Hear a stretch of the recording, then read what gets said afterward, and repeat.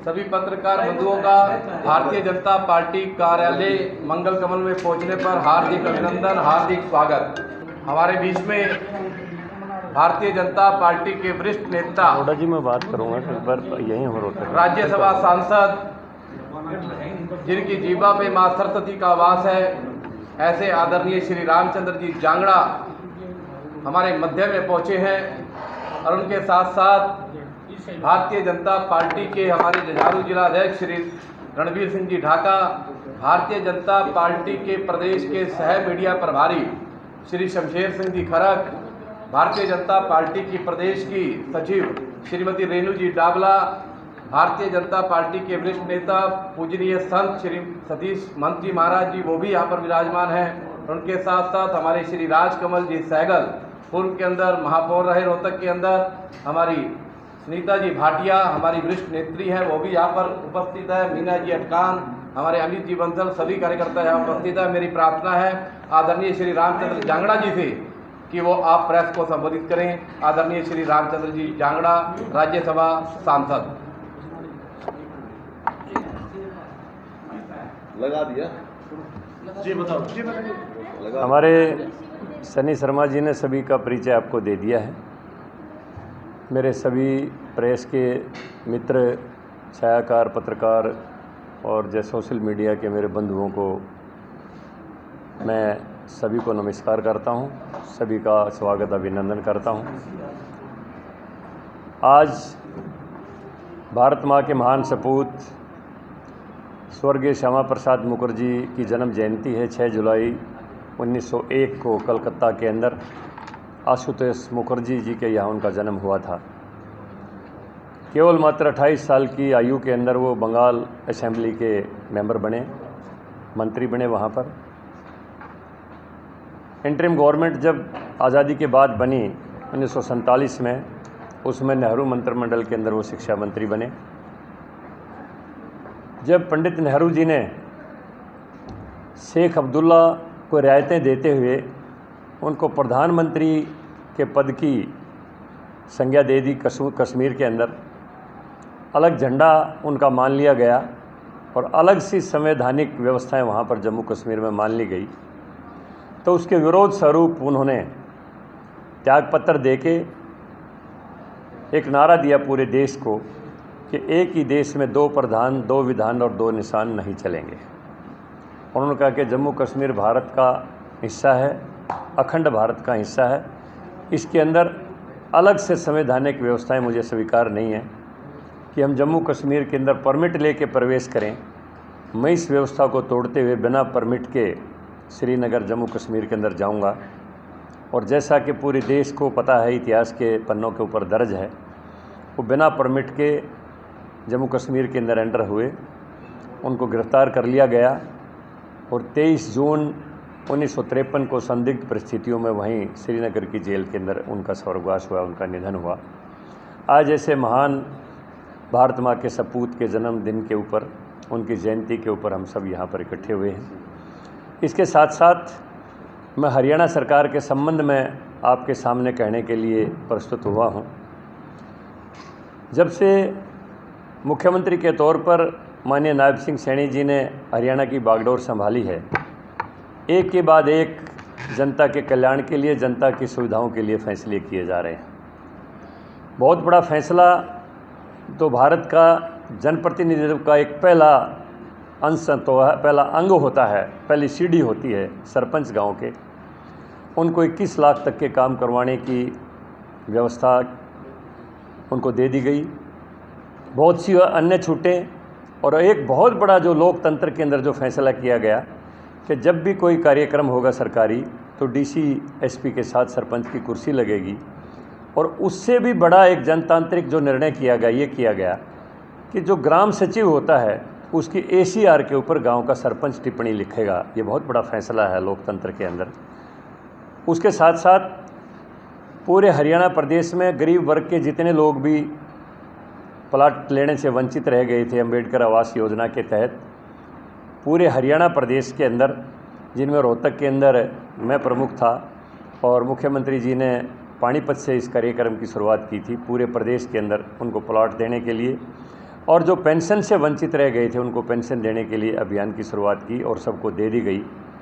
उसी के साथ साथ एक बहुत बड़ा लोकतांत्रिक निर्णय हरियाणा प्रदेश के अंदर हुआ है और मेरी तो बहुत समय से ये मांग थी कि हरियाणा प्रदेश में बहुत सी ऐसी गरीब जातियां हैं जो जनजातीय श्रेणी के अंदर आ सकती हैं। जैसे हमारे यहाँ सिकलीगर है, सपेरा है, सिंगी काट है, ओड है, बाजीगर है, गाड़िया लोहार है, टपरीवास हैं। तो इस किस्म की काफ़ी जातियाँ ऐसी हैं जिनकी जनजातीय श्रेणी की हम व्यवस्था कर सकते हैं और उनको ऊपर उठाने के लिए व्यवस्थाएं जनजातीय आधार के ऊपर हो सकती हैं। काफ़ी समय से उन लोगों की मांग थी और हमने भी 2009 के अंदर मैनिफेस्टो के अंदर भी ये बात रखी थी कि हमारी सरकार आएगी तो इसकी व्यवस्था हम करेंगे। माननीय नायब सिंह सैनी जी ने परसों ही ये बहुत बड़ा निर्णय लिया है कि भारत के अंदर ऐसी हरियाणा प्रदेश में ऐसी जातियां जो कुछ पिछड़े वर्गों में शामिल हैं और कुछ ज़्यादातर एससी समाज में हैं, उन जातियों को पूरा चिन्हित तो कर लिया गया है। पहले उनके लिए एक घुमंतु विकास बोर्ड की स्थापना की थी, अब उनके विकास के लिए फाइनेंस एंड डेवलपमेंट कॉरपोरेशन वित्त निगम की व्यवस्था की जाएगी और उसके साथ साथ उनका पूरा का पूरा एजेंडा बना के और हरियाणा सरकार की तरफ से पास करके और जनजातीय मंत्रालय को भेजा जाएगा। उसके बाद जनजाति आयोग के अंदर ये विषय जाएगा और जब उनको जनजाति का दर्जा हरियाणा प्रदेश में मिल जाएगा तो उनका एकदम से विकास का युग आ जाएगा। जैसे राजस्थान के अंदर कई जातियाँ ऐसी थी जो काफ़ी समय से बैकवर्ड थी। विशेष तौर पर मैं मीणा समाज की आपके सामने चर्चा करूंगा। जिस दिन से मीणा समाज को जनजातीय दर्जा मिला, आज कितने हरियाणा प्रदेश में भी IAS IPS मीणा समाज से हमारे सरकार के अंदर हैं। तो ये लोग भी अवसर की प्रतीक्षा में थे। अगर इनको अवसर मिलेगा तो इनमें प्रतिभा की कोई कमी नहीं है और जिस दिन इनको जनजातीय दर्जा मिल जाएगा, मैं मानता हूँ कि एकदम ये ऊंची श्रेणी के अंदर आ जाएंगे, इनका विकास हो जाएगा। ये बहुत बड़ा ऐतिहासिक फैसला माननीय मुख्यमंत्री नायब सिंह सैनी जी ने लिया है। उसके साथ साथ बहुत सी जो समस्याएं पोर्टल के माध्यम से आती थी, उनके समाधान के लिए रोज़ाना अधिकारियों को निर्देश दिए गए हैं कि 2 घंटे बैठ के और वो इनका समाधान, जनता का इन समस्याओं का समाधान करें। एक और निर्णय हमारी हरियाणा सरकार ने बहुत अच्छा लिया है, जो निगमों के अंदर चेयरमैन हैं उनके भी फाइनेंशियल अधिकार बढ़ाए गए हैं और उनके साथ साथ उनको काम करने की और भी ज़्यादा आज़ादी दी गई है। तो बहुत यानी जिस दिन से वो कुर्सी के ऊपर आए हैं, एक से एक बात अद्भुत और आश्चर्यजनक और जनता के हित के फैसले ले रहे हैं और इसके आधार पर हम दावा कर सकते हैं कि हम आने वाले समय में हरियाणा प्रदेश में हमारा कार्यकर्ता आज से इतना उत्साहित है कि बहुत अच्छे बहुमत के साथ हम सरकार बनाएंगे नायब सिंह सैनी के नेतृत्व में। जैसा भारत सरकार के गृह मंत्री माननीय अमित शाह जी भी डिक्लेयर करके गए हैं कि अगला हरियाणा प्रदेश का जो चुनाव होगा वो नायब सिंह सैनी के नेतृत्व में होगा। इसको लेकर आम कार्यकर्ता के अंदर भारी उत्साह है और आगे आगे आप जैसा आप देखेंगे, बैकवर्ड क्लासेस के लिए जो बहुत बड़ी डिमांड थी कि हमारा जो 6 लाख का क्रीमी लेयर का जो सीमा लगा दी गई थी, मनोहर लाल जी का इसमें मकसद गलत नहीं था, लेकिन हरियाणा प्रदेश के अंदर किसी सीनियर चपरासी की भी 50,000 से कम तनख्वाह नहीं है। तो 6 लाख रुपये क्रीमी लेयर के कारण हमारे क्लास 3 और क्लास 4 के जो एम्प्लॉइज़ हैं उनके बच्चे बैकवर्ड का सर्टिफिकेट नहीं बनवा सकते थे। वो भी डिक्लेयर कर दिया मुख्यमंत्री जी ने कि सेंटर का जो पैटर्न है जो 8 लाख का, और उसमें क्लास 3 और 4 की इनकम सैलरी की और उनकी अगर कोई एग्रीकल्चर इनकम है उसको भी क्लब नहीं किया जाएगा। ये भी बहुत बड़ा फैसला है। इससे बहुत गरीब परिवारों के बच्चों के बैकवर्ड के सर्टिफिकेट बन जाएंगे और वो केंद्र की सरकार में और जो प्रदेश की सरकार में नौकरियां हैं उनमें वो अप्लाई कर सकेंगे। उसके साथ साथ उन्होंने ये भी आश्वासन दिया है कि बैकवर्ड क्लासेस की रिजर्वेशन में जो अनोमली थी, क्योंकि क्लास 1 और 2 में अभी भी रिजर्वेशन 15% है और क्लास 3 और 4 में 27% है। ए और बी कैटेगरी में 16+11 के हिसाब से हरियाणा प्रदेश में ये व्यवस्था है। तो उन्होंने कहा कि इसकी भी हमें आगे आने वाले समय में बहुत जल्दी ऐसी व्यवस्था करेंगे कि क्लास 1 से लेकर क्लास 4 तक रिजर्वेशन का पैटर्न एक ही हो। यानी मेरा कहने का मतलब यह है, जो भी गरीब आदमी के हित के लिए जितनी भी बातें हैं उन एक एक को चिन्हित करके नायब सिंह सैनी जी उनके हित में निर्णय ले रहे हैं। और एक और निर्णय उन्होंने लिया है, भवन निर्माण कारीगर कल्याण बोर्ड के पास बहुत बड़ा पैसा पड़ा हुआ है। जिस समय हरियाणा सरकार में नायब सिंह सैनी जी मंत्री थे तो श्रम रोजगार का विभाग उनके पास था और मुझे अच्छी तरह से याद है, मैं हरियाणा में चेयरमैन था। हम हर सप्ताह किसी न किसी इलाके के अंदर शिविर लगा के हज़ारों लोगों को, किसी को ट्राईसाइकिल, किसी को साइकिल, किसी को औजार खरीदने के पैसे, किसी को प्रसूति का खर्चा, किसी को मातृत्व अवकाश का खर्चा, किसी को कन्यादान की राशि, करोड़ों करोड़ों रुपया हर हफ्ते सैनी साहब वितरित किया करते थे। लेकिन 2019 में हमारी गठबंधन की सरकार बनी और ये महकमा हमारे गठबंधन के साथी के पास चला गया। उसके बाद गरीब आदमी को कोई लाभ नहीं मिला और हमारी सरकार की मजबूरी थी, मंत्रिमंडल उनके पास था। लेकिन जैसे ही ये मुख्यमंत्री बने हैं, इन्होंने फिर उस विषय को उठाया और एक ही दिन में 80 करोड़ रुपया गरीबों के खाते में कन्यादान की राशि को डाल दिया और ये भी आगे डिक्लेयर कर दिया कि जिस भी गरीब की बेटी की शादी है उसमें कन्यादान की राशि शादी के बाद नहीं, शादी से 3 दिन पहले मिलेगी। तो इस किस्म के जनहित के फैसले रोज़ाना हरियाणा सरकार कर रही है और हम समझते हैं कि इससे हमारी पार्टी के कार्यकर्ताओं में भारी उत्साह है, जनता में भारी उत्साह है और जनता नायब सिंह सैनी के नेतृत्व में एक बेहतरीन मुख्यमंत्री के रूप में देख रही है। और हमें उम्मीद है कि 2024 का जब ये विधानसभा चुनाव सितंबर-अक्टूबर में आएगा तो फिर हम पुनः हरियाणा प्रदेश में तीसरी बार भाजपा की सरकार बनाएंगे। उसमें आप सबका, मीडिया के बंधुओं का, पत्रकार छायाकारों मित्रों का भी हमें सहयोग अपेक्षित रहेगा कि हमारी कमी हमें बताते रहें और हमारे जो अच्छे कार्यक्रम सरकार की तरफ से हो रहे हैं उनको जनता के अंदर ले जाते रहें। आपसे भी हमारी ये अपेक्षा रहेगी। इसी के साथ आप जो आए, आपने हमारे से बातें की, पूरी बात की, मैं पूरे प्रेस के सभी मित्रों का हार्दिक धन्यवाद करता हूँ। जांगड़ा जी, आपने कहा हमारी मजबूरी थी, मजबूरी में जनता का नुकसान कितना ही हो जाए, सत्ता जरूरी थी। कौन सी मजबूरी? जेजेपी की। हाँ, यस, ये मैंने कहा है और स्पष्ट तौर पर कहा है और मुख्यमंत्री जी ने भी कहा है कि गठबंधन की मजबूरी थी और मजबूरी में हमें काफ़ी कुछ नुकसान हुआ है, ये हम इसको मानते हैं। मतलब सत्ता में रहना ही एक मात्र लक्ष्य था कि सत्ता रखनी चाहिए। नहीं, उसमें सत्ता में रहते हुए अच्छे निर्णय भी हम बहुत कर पाए हैं और कुछ मैंने एक ही विभाग का जिक्र किया है कि एक विभाग जो उनके पास था उन्होंने अपनी भूमिका अच्छी तरह से नहीं निभाई। बाकी अन्य जो निर्णय हरियाणा सरकार ने किए हैं गठबंधन के माध्यम से वो जनता के हित के किए हैं। मैंने एक विभाग का जिक्र किया है, श्रम और रोजगार विभाग का। दूसरा सवाल, कहीं ना कहीं आपको लगता नहीं कि डर के चलते घोषणाएं हो रही है? क्योंकि अगर ये घोषणा, ये काम जो अभी आप कर रहे हैं, जैसे ऑनलाइन सिस्टम में सुधार या और चीज़ें कर रहे हैं, अगर ये सरकार में पहले हो जाती तो लोकसभा चुनाव के नतीजे कुछ पक्ष में हो सकते थे। हम सबको इतिहास से सीखना चाहिए और हम भी सीख के कर रहे हैं। नहीं, कहीं ना कहीं डर है। डर नहीं है। अगर हमने किसी स्कीम में कोई कमी देखी है, हमेशा सुधार की एक प्रक्रिया संसार में चलती रहती है, संसार का नियम है सुधार। और जब हम कोई नई व्यवस्था देते हैं तो उसमें कोई न कोई कमी भी हो सकती है और होती है तो उसमें सुधार की व्यवस्था होती है। तो ये सुधारात्मक प्रक्रिया है, कोई डर की बात नहीं है। पर लोकतंत्र के अंदर चुनाव आते हैं और चुनाव में जनता के हित के लिए फैसले किए जाते हैं, वो डर की बात नहीं होती, जनता के हित की बात होती है। कांग्रेस तो कहती है ना कि चुनाव नजदीक है, इसलिए डर के मारे कर रही है। देखिए, बात ये है, हमारा कांग्रेस वाला चरित्र नहीं है कि जाते जाते लोगों के लिए कुछ फैसले कर जाएं। लेकिन ये हमारी जब पार्टी ने नायब सिंह सैनी जी को बनाया है और मनोहर लाल जी को केंद्र के अंदर उनका जो भी तजुर्बा है उनका लाभ लेने के लिए वहाँ पर बहुत बड़ा मंत्रालय दिया है, तो सोच विचार करके जिन व्यवस्थाओं में जो कमी रही है, तो हालांकि मकसद मुख्यमंत्री जी का पहले वाले का भी कोई गलत नहीं था। वो डिजिटलाइजेशन के माध्यम से, एक टेक्नोलॉजी के माध्यम से विकास की व्यवस्था देना चाहते थे। लेकिन देश में इतना बड़ा आबादी का घनत्व है कि एकदम सारी व्यवस्थाओं की समझ आ जाना जनता को एकदम संभव नहीं होता।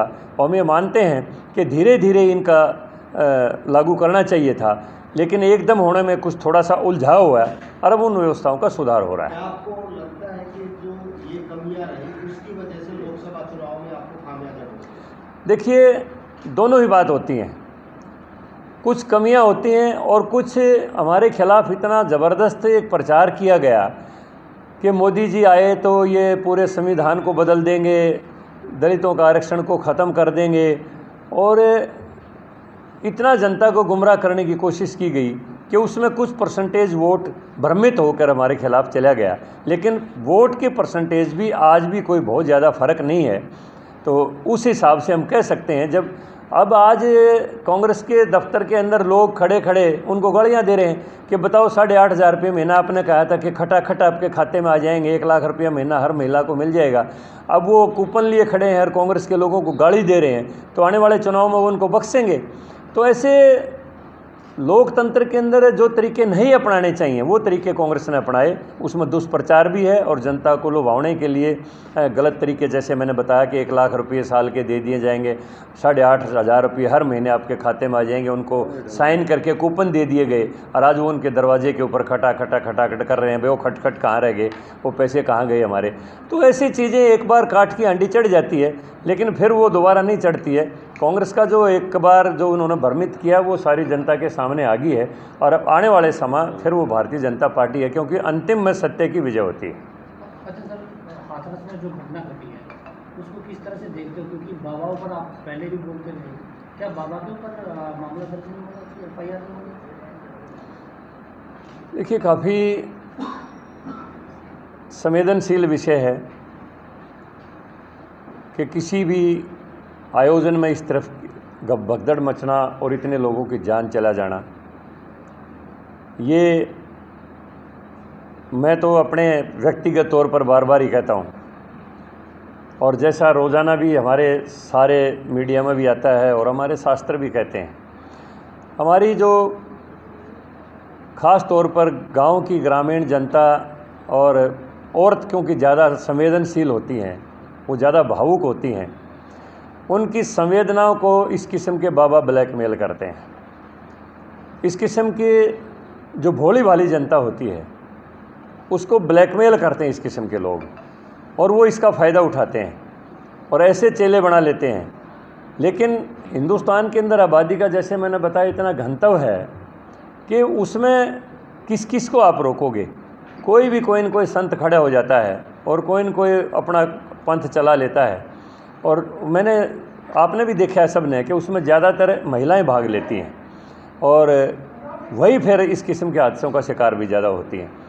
तो मेरी अपनी व्यक्तिगत राय में इस किस्म के आयोजनों का एक ऐसा आचार संहिता बननी चाहिए कि वहाँ पर व्यवस्था सुचारू रूप से हो, पानी की भी व्यवस्था हो, किसी भी आगजनी की दुर्घटना हो जाए तो उसको बुझाने की व्यवस्था हो, कहीं को भगदड़ ना मचे, जनता को इनग्रेस के लिए, आउटग्रेस के लिए, निकलने के लिए सही रास्तों का प्रबंध किया जाए। और दम घुट के मरे हैं काफ़ी लोग, तो वहाँ पर वेंटिलेशन की पूरी सुविधा हो। आगे जैसे भी आयोजन हों इस किस्म के, जिस भी प्रदेश में हों, वो प्रदेश सरकारों को सभी को ऐसी व्यवस्था बनानी चाहिए कि ऐसे आयोजनकर्ता को ऐसी नियमावली के तहत मंजूरी लेके आयोजन करने का जब उनको परमिट मिले, ताकि जनता को आइंदा ऐसी किसी त्रासदी को ना भुगतना पड़े। सर, सवाल मेरा ये नहीं था, परमिशन उन्होंने ली तो कुछ आदमी के लिए 80,000 की, 2 लाख से ज़्यादा के आदमी पूछ रहे हैं। मेरा सवाल ये है कि उस बाबा पे कार्रवाई होनी चाहिए कि नहीं, दोषी को नहीं इस घटना में सर? देखिए, व्यवस्थाओं के लिए तो बराबर बाबा भी जिम्मेवार है। केवल मात्र किसी एक व्यवस्था के ऊपर जिम्मेदारी डाल के तो हम उसकी तीसरी नहीं कर सकते हैं। उससे भी पूछताछ होनी चाहिए कि आपने इतने लोगों के प्रबंध की जब आपको उम्मीद थी तो आपने उसके लिए उचित प्रबंध व्यवस्था के लिए कार्यकर्ता क्यों नहीं खड़े किए, उनसे पूछना चाहिए। पूछना चाहिए, मामला जब पूछेंगे तो अपने आप ही मामला दर्ज हो जाएगा। उसको अगर दोषी तो वो भी होगा। कोई भी आदमी अगर इस किस्म के आयोजन करता है तो उसको पहले उसकी व्यवस्थाओं को भी पूरा जायज़ा लेना चाहिए कि अगर भविष्य में ऐसी कोई घटना घट जाए। देखिए, कुंभ के मेले से पहले भी सरकार व्यवस्थाएं करती है, पुल नए बनाती है, टॉयलेट्स की व्यवस्था करती है, हॉस्पिटल्स की व्यवस्था करती है, पुलिस की व्यवस्था करती है, ट्रैफिक की कंट्रोल की व्यवस्था करती है। फिर भी कभी न कभी कोई ऐसा हो जाता है कि भगदड़ मच जाती है। एक बार हरिद्वार में भी पुल टूट गया था, वहाँ भी काफ़ी ऐसी ट्रेजेडी हो गई थी।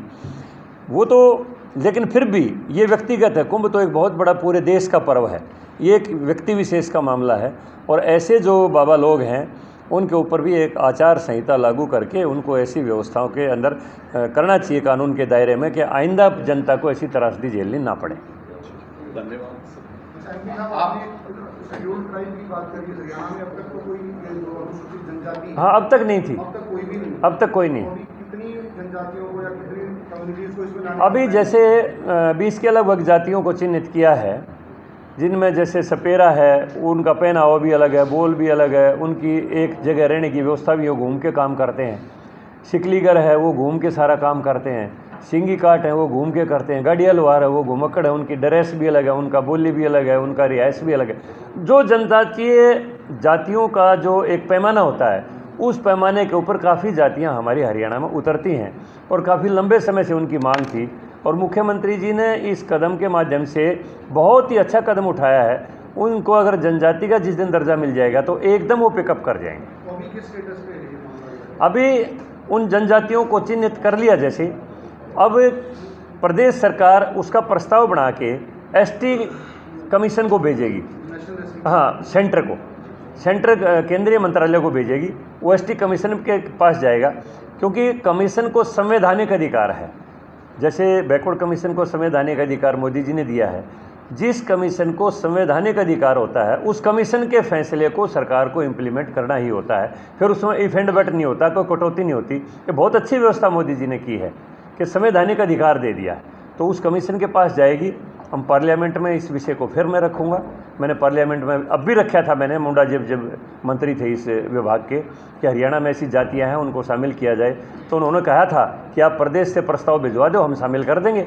अब मुंडा जी तो हार गए, अपने समीर ओरांव जी जो बने हैं वहाँ के मंत्री, तो ओरांव जी है, पता नहीं नाम, उड़ीसा से, हाँ उड़ीसा से, तो वो बने हैं मंत्री। अब उनके पास ये जाएगा मैटर, हम वहाँ से इसको परस्यू करेंगे और उन जनजातियों को दर्जा दिलवाएंगे। अभी प्रोसेस में है? हाँ, प्रोसेस चालू हो गया। और भेज दिया जाएगा उनको एसटी का? प्रोसेस चालू होने के बाद लागू हो ही होगा, क्योंकि मुख्यमंत्री की जो घोषणा होती है वो एक कॉन्स्टिट्यूशनल है। वो भी मुख्यमंत्री का जो पद है बहुत बड़ा पद होता है, और उनकी जो घोषणा होती है समझ लो कि उसके ऊपर अमल शुरू हो गया। आप सभी का बहुत बहुत धन्यवाद। जानना कि इस तरह से राहुल गांधी के सवाल उठाए हिंदुत्व को लेकर, तो बीजेपी आरएसएस हिंदू नहीं हो सकती। देखिए, पूरे दुनिया के अंदर, पूरी देश के अंदर राजीव गांधी राहुल गांधी जी के इस बयान के ऊपर चर्चा हो चुकी है कि पूरे एक समाज को टारगेट करके कि हिंदू मतलब हिंसा, हिंदू मतलब क्या क्या उन्होंने कहा है, और वो भी सदन के अंदर कहा है। तो उन बातों का तो जितना भी भर्त्सना की जाए, निंदा की जाए, उतनी कम है। और सारा देश ये मानता है भाई वो बिना बुद्धि के बोलता है। ये देश का दुर्भाग्य है कि इस किस्म का आदमी देश के विपक्ष के नेता के पद के ऊपर है। लेकिन लोकतंत्र है भाई, लोकतंत्र के अंदर पता नहीं किसको कहाँ बिठा दें। अब उसको झेलेंगे जितने दिन झेला जाएगा। क्या हिंदुओं का सवाल ये था, क्या बीजेपी हिंदू है तो समर्थन तो करती है? बीजेपी भारत देश है, बीजेपी राष्ट्र है, और इस राष्ट्र के अंदर रहने वाले जितने भी लोग हैं, हिंदू, मुस्लिम, सिख, ईसाई, सबके कल्याण के लिए है। किसी कानून में ये नहीं लिखा है कि आयुष्मान भारत कार्ड केवल हिंदुओं का बनेगा। किसी में ये नहीं लिखा है कि PMIY योजना का जो मकानों का लाभ है केवल हिंदू को मिलेगा। कहीं ये नहीं लिखा है कि उज्ज्वला योजना के तहत जो कनेक्शन मिलेंगे केवल हिंदू औरतों को मिलेंगे। लेकिन ये राष्ट्र के लिए काम करती है बीजेपी, देश के लिए काम करती है। इसलिए हमारा मकसद है राष्ट्र प्रथम, राष्ट्र प्रथम। हाँ ना, मैं कहता हूँ राष्ट्र प्रथम, यही है मेरा। तो हाँ, इसलिए तो कहीं भी बीजेपी ने कहीं किसी मैनिफेस्टो में, कहीं किसी वायदे में ये नहीं किया है कि ये योजना तो सिर्फ हिंदुओं के लिए होगी। भारत का जो भी नागरिक है, वो किसी भी धर्म संप्रदाय से है, गरीब व्यक्ति है, सबके लिए वो योजनाएं बनती हैं, सबके लिए लागू होती हैं। और आपने पढ़ा भी होगा अखबारों में कि एक गांव के अंदर 5000 मुस्लिम परिवार थे, और उनमें से 3000 से ऊपर लोगों को PMAY के तहत उनके मकान बन गए। अगर वो फिर भी अगर धर्मांधता में आके अगर कोई वोट ना दे तो दुष्प्रचार का नतीजा है सब। तो मैं यही कहता हूँ कि हिंदू, मुस्लिम, सिख, ईसाई जो भी भारत के नागरिक हैं, जो भारत के नागरिक हैं, उनके लिए, सबके लिए योजनाएं बनती हैं और सबको बराबर लाभ मिलता है। नहीं, हम राम मंदिर इस देश के करोड़ों लोगों का एक आस्था का केंद्र है।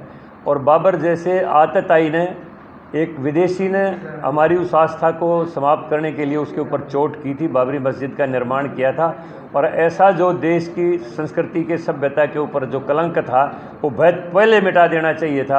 अगर बीजेपी ने संकल्प लिया तो उसके लिए तो भारतीय जनता पार्टी पूरे देश की श्रद्धा का जो एक सम्मान किया गया है उसके लिए बीजेपी भी सम्मान की पात्र है। वही कहते हैं वीरेंद्र सिंह, आपके पूर्व में बीजेपी में रहे, केंद्रीय मंत्री में रहे बीजेपी, उन्होंने कहा कि मैं हिंदू हूँ लेकिन सनातन नहीं, मैं आर्य समाज के हर लोगों को अपने धर्म का आचरण करना, किसी को वो नहीं। सनातन एक संस्कृति है जिसमें सबका सम्मान है। सर्वे भवन्तु सुखिनः का जो संकल्प लेती है कि सब सुखी रहो, सर्वे सन्तु निरामया, सब निरोगी रहो, सब सुखी रहो।